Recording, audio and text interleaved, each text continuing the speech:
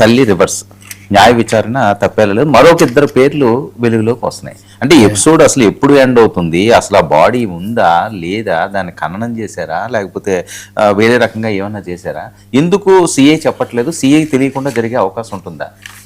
ఇప్పుడు ఎవరైనా ఎందుకు చెప్పట్లేదు, 2-3 కారణాలు. ఒకటి వాళ్ళని వాళ్ళు కాపాడుకోవడం, రెండవది వాళ్ళ మీద ఒత్తిడి. ఇప్పుడు ఖచ్చితంగా అందరికీ తెలుసు ఒకరో ఇద్దరో చేసే పని కాదు ఇది, చాలా భారీ ఎత్తున జరిగి ఉండాలి. రెండవది అసలు ఒక దేహాన్నే మాయం చేయాలంటే ఆ క్యాండిడేట్ ఉండకూడదు అని భావించే వాళ్ళు చాలా మంది ఉండాలి.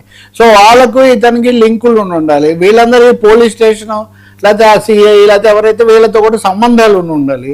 ఇన్ని రోజులైనా కానీ ప్రభుత్వం ఎందుకు టైట్ క్లిప్డ్గా ఉంది, పెదవి మెదపడం లేదు ఎందుకని? అధికారికమైన ప్రకటన, సంపూర్ణమైన సమగ్రమైన ప్రకటన ఒక్కటైనా వచ్చిందా నేను మిమ్మల్ని అడుగుతున్నాను. కోర్టులో చెప్పటము, చిట్టేయడము, ఈ 2 సిఐ సస్పెన్షన్ ఇవి తప్ప ఇంతవరకు ప్రభుత్వ పక్షాన దశల వారీగా ఇలా ఉంది అలా ఉందని పోలీస్ శాఖ మాట్లాడదు. నిజానికి హోంమంత్రి అనిత గారు చాలా యాక్టివ్ కదా, మీడియాతో వెరీ ఇంటరాక్టివ్గా ఉంటారు. ఆమె ఎందుకు మాట్లాడలేదు తెలియదు వాస్తవానికి. ముఖ్యమంత్రి అంటే రోజు రాలేరు, ఆయన శాంతి భద్రతలు చూసినారని అనుకుంటే ఈమె వచ్చి చెప్పాలి కదా, ఎందుకు చెప్పటం లేదు?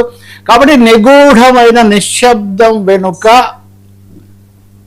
పెద్ద రహస్యం దాగుంది. దేన్నో బయటికి తీయడం కంటే బయటికి రాకుండా చెయ్యడం మీదనే ఎక్కువగా ప్రయత్నం జరుగుతుంది అనేది చాలా చాలా స్పష్టమవుతుంది. ఇక్కడ ఇంకొక పెద్ద ట్విస్ట్ అనండి, మలుపనండి వర్మ. ముఖ్యమంత్రి చొరవ తీసుకొని తల్లిని పిలిచి మాట్లాడారు, మంచిది. ఆమె బయటకు వచ్చి ఆయనతో మాట్లాడాను, ఆయనకు న్యాయం చేయాలని నేను కోరుకున్నాను, ఆయన చెప్పాక న్యాయం జరుగుతున్న నమ్మకం ఉంది అని ఆమెమో నేను చెప్పాలనుకున్నాను చెప్పానంది. ఆమె తమ్ముడు, ఆయన ఒక తమ్ముడు, ఆయనేమో మాకు న్యాయం జరుగుతుంది ఇదే కోరుకుంటామని ఆయన చెప్పాడు. కానీ ఇప్పుడు ఆమె తల్లిగారైన గాదె విజయలక్ష్మి సిట్ వల్ల పరిష్కారం కాదు, న్యాయ విచారణకు ఆదేశించండి అని కోర్టులో పిటిషన్ దాఖలు చేశారు. ఇదేని తెలియజేస్తుంది? ఇప్పుడు మొదటి రోజు ఈ సమస్య మనం మాట్లాడుతున్నప్పుడు వాళ్ళు కౌంటర్స్ ప్రభుత్వం నుంచి ఏమొచ్చాయి?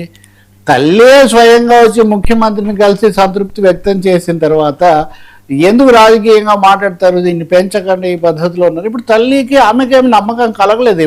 ముఖ్యమంత్రిని కలిశాక ఈ 4-5 రోజుల పరిణామాలు జరుగుతున్నవి చూశాక ఎంతసేపటి సిఐ నాగరాజ్ అని తప్ప ఇంకో పేరు రావట్లేదు. కాబట్టి ఆమె ఖచ్చితంగా విశ్వసించట్లేదు, ఇది మార్గం కాదు, న్యాయ విచారణకు ఆదేశించండి అని కోర్టును కోరుతూ ఉన్నారు. 2 చోట్ల 2 రకాల పిటిషన్లు వేశారు ఆమె. ఇది నిజంగా చాలా ప్రభుత్వానికి షాక్.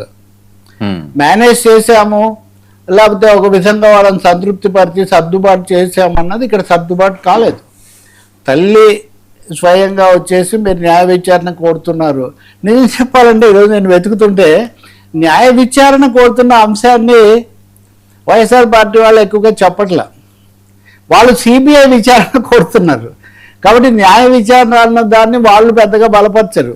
కానీ చాలా ప్రజా సంఘాలు, వామపక్షాలు ఇవన్నీ న్యాయ విచారణ కోరాయి. మామూలుగా ప్రజాస్వామ్యంలో ఎగ్జిక్యూటివ్ లేకపోతే ఇవి వచ్చినప్పుడు అదే చేయాల్సి ఉంటుంది కదా. మరి ప్రభుత్వం న్యాయ విచారణకు ఎందుకు సంకోచిస్తుంది? ఇంకో విషయం కూడా అర్థమవుతుంది కదా, న్యాయ విచారణ అనేది నొక్కి చెప్పడానికి. ఏంటి, మీరు సిట్ వేసి కోర్టులో పెట్టి రిమాండ్ తీసుకొని ఇన్ని చేసిన తర్వాత కూడా ఒక్క అక్షరం కూడా అతను చెప్పడం లేదు, ఎవరెవరు తనతో ఉన్నారనేది చెప్పడం లేదని మీరే చెప్తున్నారు. కాబట్టి మామూలు పద్ధతుల్లో ఈ కేసులో నిజాలు బయటికి రావడం లేదు, రావు అన్న అంశం ప్రభుత్వానికి కూడా అర్థమవుతుంది కదా. మరి ఇంకా బయటికి తీయడానికి, వెలికి తీయడానికి ఈ విచారణ పరిధిని పెంచాల్సినటువంటి అవసరం ఉంది కదా. మరి ఎందుకు ప్రభుత్వం న్యాయ విచారణకు ఎందుకు వెనుకడుగు వేస్తుంది? అసలు ఈ విషయం మీద ఎందుకు స్పందించకుండా చాలా టైట్ లిప్డ్గా నిగూఢమైన నిశ్శబ్దం పాటిస్తూ ఉంది అంటే ఇవి ఇంకా సందేహాలు పెంచుతున్నాయి ప్రభుత్వం యొక్క. ఒకటేమో తల్లిగారు ఇలా అడగడం ప్రభుత్వానికి షాక్ అయితే, ప్రభుత్వం వీటి మీద స్పందించకుండా ఇలాగే ఉండటం ఇక మీరు అన్నది. ఇంకో 3 పేర్లు ఇప్పుడు అదనంగా బయటకు వచ్చాయి. సురేష్ అనే ఒక వ్యక్తి సహకరించాడు ఈ బాడీ మాయం చేయటం వీటన్నిటిలో అని ఆయన పేరు ఒకటి వచ్చింది. అలాగే నాని అని, అశోక్ అని ఒక కానిస్టేబుల్, ఒక హెడ్ కానిస్టేబుల్ కూడా ఆయనతో ఉన్నారు. వాళ్ళని అయితే ఎన్నిసార్లు అడిగినా వాళ్ళు చెప్పట్లేదు. ఇప్పటికైతే వాళ్ళని సాక్షులుగానే విచారిస్తున్నారు. కానీ నెమ్మదిగా కొన్ని ఆధారాలు దొరికిన తర్వాత వాళ్ళని కూడా నిందితుల జాబితాలో చేర్చే అవకాశం ఉంది, అప్పుడు మొత్తం 4-5 అవుతారు అని చెప్తున్నారు. మరి ఇంత కష్టపడి చేసే బదులు మీరు న్యాయ విచారణకు ఆదేశిస్తే మీకు చాలా వస్తాయి కదా. ఈ పేర్లే బయటకు వచ్చాయి. ఇందులో ఒకరు సివిలియన్, డిపార్ట్మెంటల్ ఎంక్వైరీ చాలా సివిలియన్ అన్నప్పుడు దాని ఫ్రేమ్ పెరిగిపోతుంది. కాబట్టి నిజంగా there is no explanation to DGP silence. DGP ఎందుకు ఇంత నిశ్శబ్దం పాటిస్తున్నారు, కమిషనర్ గారు ఎందుకు నిశ్శబ్దం పాటిస్తున్నారు, హోంమంత్రి గారు ఎందుకు ఈ వ్యవహారానికి దూరంగా ఉంటున్నారు. ఆఖరుకు ముఖ్యమంత్రి కూడా నిన్న జొన్నగిరి సభలో రాజకీయ వ్యాఖ్యానం చేయడం తప్ప పాలనాపరమైన వ్యాఖ్యానం ఏం చేయలేదు. కాబట్టి దీన్ని గనక ఇంకా కప్పిపుచ్చాలనే కొద్దీ ఇది ఇంకా పెరగడమే కానీ ఇది తగ్గేటటువంటి అవకాశం ఉండదు. ఇది ఏదో గుప్పిట్లో పెట్టిన కొద్దీ అది ఇంకా వ్యాపించినట్టుగా అవుతుంది. రెండో సందేహాలు పెరుగుతున్నాయి. మిగిలిన వాటి మీద సమాధానాలు ఇప్పటికి ఇవ్వట్లే.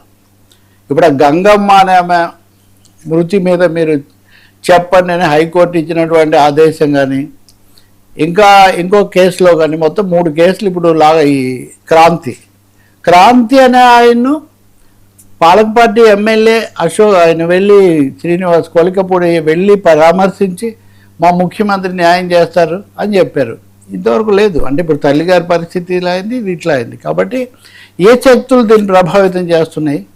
ఈ సమయంలో ఇప్పుడు మళ్ళీ దీన్ని విజయవాడలో రొటీన్గా రెగ్యులర్లుగా ఉండే వివాదాల కిందకి మార్చే ప్రయత్నం కూడా జరుగుతున్నట్టు కనిపిస్తుంది. రకరకాల పేర్లు బయటకు వస్తున్నాయి. వీళ్ళు తెలుగుదేశం, వైసీపీ స్థానిక నాయకులు మీడియా గోష్ఠులు పెట్టుకొని ఒకరినొకరు అనుకోవడం మనం గమనిస్తున్నాం. ఈ క్రమంలో దేవినేని అవినాష్ నెహ్రూ ఈ పేర్లు కూడా నిన్న మళ్ళీ మనకు వినిపిస్తున్నాయి. రాష్ట్రమంతా ఇది ఒక సమస్యగా కూడా మారుతుంది. కాబట్టి తొందరగా ఇప్పుడు కొన్ని పేర్లు బయట పెట్టక తప్పలేదు. న్యాయ విచారణ డిమాండ్ రాకుండా ఆపలేకపోయారు. ఇలాంటప్పుడు భేషజాలకు పోవడం కంటే త్వరితంగా ఒకటి అధికారికమైన సమగ్రమైన పారదర్శకమైన ప్రకటన చేయాలి. రెండవది న్యాయ విచారణకు ఆదేశించాలి. మూడవది తల్లి అడుగుతున్నారు ఫుటేజీ ఇప్పించండి.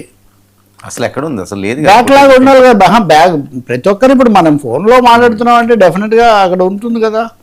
సో దాన్ని ఎందుకు తీసుకోవట్లేదు, మరి అక్కడ దొరకడం లేదా? తీసుకోవటం లేదంటారా, బయట పెట్టలేదంటారా? ఏది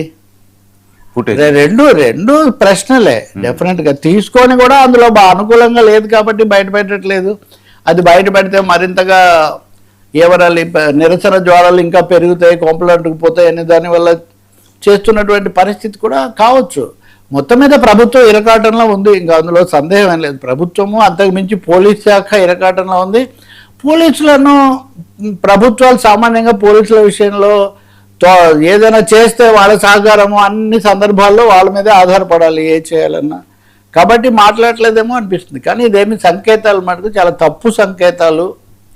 రాజకీయంగా లేకపోతే సామాజికంగా కులాల మధ్య వచ్చిన వివాదాల పరంగా, మూడవది పోలీస్ శాఖ పరంగా, నాలుగవది శాంతి భద్రతల పరంగా, ఐదవది విజయవాడ పరిసరాల్లో లేకపోతే కృష్ణా జిల్లా, ఎన్టీఆర్ జిల్లా అక్కడ ఉన్న వాతావరణం ఇవన్నీ కూడా చూసినప్పుడు ఇది ఏమాత్రం క్షేమదాయకం కాదు. ఇది ఎంత తొందరగా పద్ధతి ప్రకారం ముగిస్తే అంత మంచిది. ఒకవేళ ప్రభుత్వం చేయకపోతే కోర్టు మొట్టికాయలు వేసే అవకాశం చాలా ఎక్కువగా ఉంది. ఎందుకంటే ఇప్పటివరకు కోర్టులో ఒక్క దశలో కూడా ప్రభుత్వానికి లేదా పోలీసులకు అనుకూలమైన ఒకటి కూడా రాలేదు. సిట్టునప్పుడే ఎందుకు సందేహిస్తారు అని ప్రభుత్వ న్యాయవాది అనడమే కానీ కోర్టు ఏమీ ఆ వాదనను బలపరచలేదు. ఇది విచారకరం. ఇది ఇలాగే కొనసాగటం. సార్ ఎన్డీఏలో టీడీపీ తేడానా, వైసీపీ ప్రచారం ఏంటి? నేను